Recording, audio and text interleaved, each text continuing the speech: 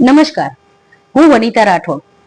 આજરોજ રડીબા ચેરિટેબલ ટ્રસ્ટના સભ્યો દ્વારા ન્યારી ડેમની આસપાસનો જે વિસ્તાર છે, જે ખૂબ ગંદો છે, જ્યાં ખૂબ જ બધા કચરા ફેંકેલા છે, તે સફાઈ અભિયાનનું કામ, સ્વચ્છતા અભિયાનનું કામ આજે રડીબા ચેરિટેબલ ટ્રસ્ટના સભ્યો દ્વારા કરવામાં આવ્યું.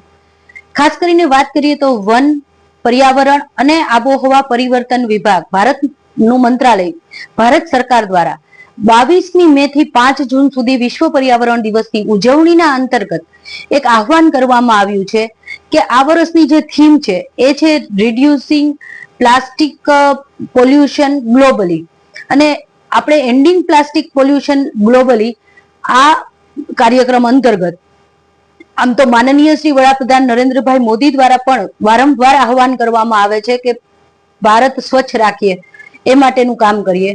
તો રડીબા ચેરિટેબલ ટ્રસ્ટ જે ખૂબ બધા કામ કરે છે, સમાજ સેવાના કામ કરે છે.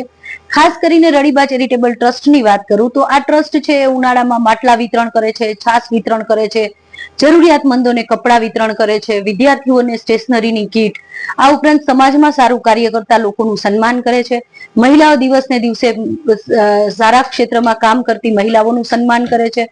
આ ઉપરાંત વિવિધ સ્પોર્ટનું સફાઈ અભિયાન પણ કરે છે.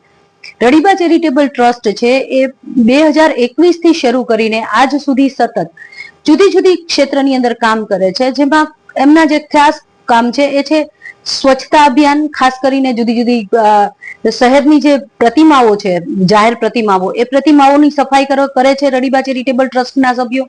આ ઉપરાંત રડીબા ચેરિટેબલ ટ્રસ્ટના સભ્યો છે વિવિધ વિસ્તારોને પસંદ કરી ત્યાં સફાઈ કરે છે.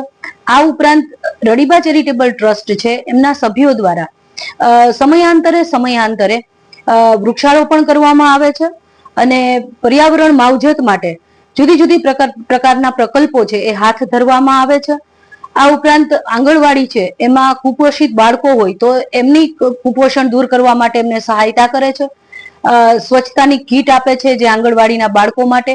આ ઉપરાંત વારે તહેવારે જરૂરિયાતમંદ લોકોને, બાળકોને મીઠાઈ વિતરણ, વસ્તુઓનું વિતરણ, અને ખાસ કરીને તો બાળકો માટે ખૂબ બધા કામ છે એ રડીબા ચેરિટેબલ ટ્રસ્ટ દ્વારા કરવામાં આવે છે. અને આ જ અંતર્ગત આજ રોજ એટલે વિશ્વ પર્યાવરણ દિવસના પખવાડિયાના ઉજવણી અંતર્ગત અમે લોકોએ સૌએ સાથે મળીને જે ન્યારી ડેમ છે એની આસપાસના વિસ્તારને સફાઈ કરેલી છે.